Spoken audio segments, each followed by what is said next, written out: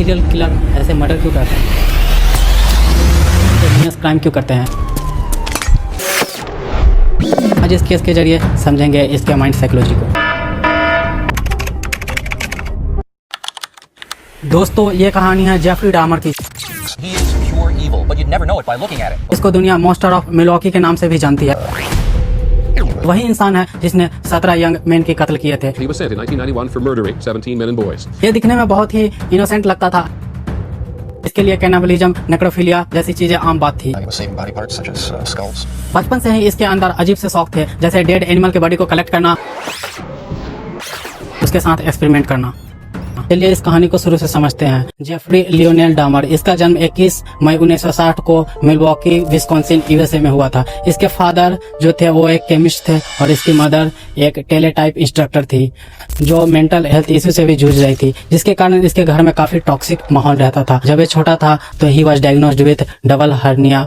तो इसके फादर बोलते हैं कि ऑपरेशन करवाना चाहिए, लेकिन इसकी मदर बोलती है यह अभी छोटा है, ऑपरेशन सही नहीं होगा। लेकिन एट द एंड ऑपरेशन होती है और वो सक्सेसफुल भी होती है। लेकिन इसके बाद इसके अंदर कुछ चेंजेस आते हैं, जैसे ये काफी शांत रहने लगता है। ये जब 4 साल की एज का था तब ये अपने अपार्टमेंट के नीचे एक डेड एनिमल्स की हड्डियां देखता है, तो इसके फादर लाते हैं और इसको दिखाते हैं साफ करके। फिर वो उसको देख के काफी अलग महसूस करता है, उसे बहुत ही खुशियां महसूस होती है। फिर इसके फादर सोचते हैं इसको इसमें इंटरेस्ट है तो एनाटॉमी सिखाना चाहिए। तो एक बार इसको कार से ले जाते हैं। अब रास्ते में देखते हैं तो एक डेड एनिमल्स का बॉडी रहता है, तो वो उसको घर लाता है, उसकी सफाई करता है और उसे एनाटॉमी स्टडी करने की कोशिश करता है और इससे उसको काफी खुशियां महसूस होती है। धीरे धीरे बोन को कलेक्ट करना इसका फेवरेट टाइम पास बन जाता है। इसके फादर जो थे वो रिसर्च में बिजी रहते थे और इसकी मदर डिप्रेशन का शिकार थी, जिसके कारण घर का माहौल काफी अनस्टेबल था। इसके कारण ये बहुत ही आइसोलेट भी हो गया था। स्कूल में भी ये काफी आइसोलेट रहता था और हड्डियों के साथ खेला करता था। जब ये 18 साल का हुआ तो इसके पेरेंट्स का डिवोर्स होने वाला था। इसको लेकर ये काफी उदास रहता था। फिर भटकते भटकते उसने एक मुसाफिर को देखा जो रोड से जा रहा था। उसको उसने लिफ्ट दी और वो बुलाया बियर पीने के बहाने से, और फिर उसका कत्ल करता है और बॉडी पार्ट्स को अलग अलग टुकड़े करता है। ये कन्फेस भी करता है, I always knew it was wrong but it was not planned. Next 9 साल तक ये कोई फिर कत्ल नहीं करता है। ये आर्मी ज्वाइन करता है जर्मनी में, लेकिन वहां भी इसे निकाल दिया जाता है क्योंकि ये काफी ड्रिंकिंग करता था और इसका discipline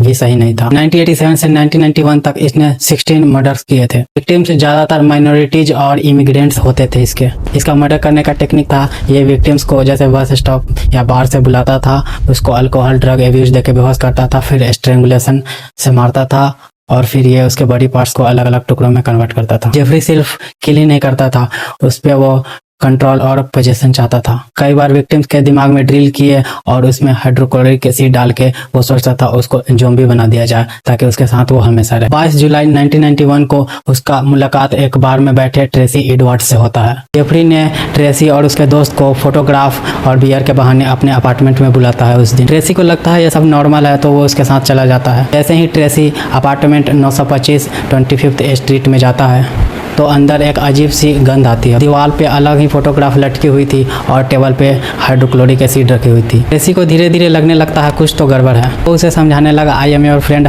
I am not going to run away. उसने जेफरी को डिस्ट्रैक्ट किया और वहाँ से भागने का प्लान बनाया और वो भाग निकलता है। वो पूरी स्पीड से सड़क पे भागता है और पुलिस को देखता है। ट्रेसी ने पुलिस को सब बताया और अपना हैंडकप भी दिखाया जो जेफरी ने उसके हैंड में लगाए थे। शुरू में जेफरी काफ़ी कोऑपरेटिव लग रहा था, ऐसे बात कर रहा था जैसे कुछ हुआ ही नहीं है। जैसे ही पुलिस उसके अपार्टमेंट में जाती है तो कुछ फोटोग्राफ मिलते हैं डिसमेंबर्ड बॉडीज के और भी अलग अलग चीज़ें, और एक पुलिस ऑफिसर कहता है these are real, arrest him. उसको अरेस्ट कर लिया जाता है। पुलिस को अलग अलग सी चीज़ें और मिलती है, जैसे 7 ह्यूमन स्कल्स जो पेंट किए हुए थे, और जैसे एसिड का बैरल मिलता है जिसमें ऑर्गन रखा हुआ था डिजॉल्व करने के लिए, और विक्टिम के 80 से ज़्यादा फोटोग्राफ्स भी मिलते हैं। सीन इतना हॉरिफाइंग था कि सब डर गए थे देख के। जनवरी 1992 में इसका कोर्ट में ट्रायल होता है। जेफरी ने प्ली किया गिल्टी बट इनसेन, लेकिन 11 दिन बाद उसको सेन मान लिया गया। उसे 15 लाइफ सेंटेंसेज मिली थी। जेफरी को कोलंबिया करेक्शनल इंस्टीट्यूशन में भेज दिया जाता है। वो वहाँ भी अजीब अजीब सी हरकतें करता है, जैसे फूड को वो सिम्बलाइज करता है ह्यूमन के अलग अलग बॉडी पार्ट से और दूसरे को डराता भी है। वहाँ पे एक क्रिस्टोफर नाम का दूसरा विक्टिम रहता है जो जेफरी को स्टील बार से मारता है और वहाँ पे जेफरी मर जाता है। मौत के बाद उसके अपार्टमेंट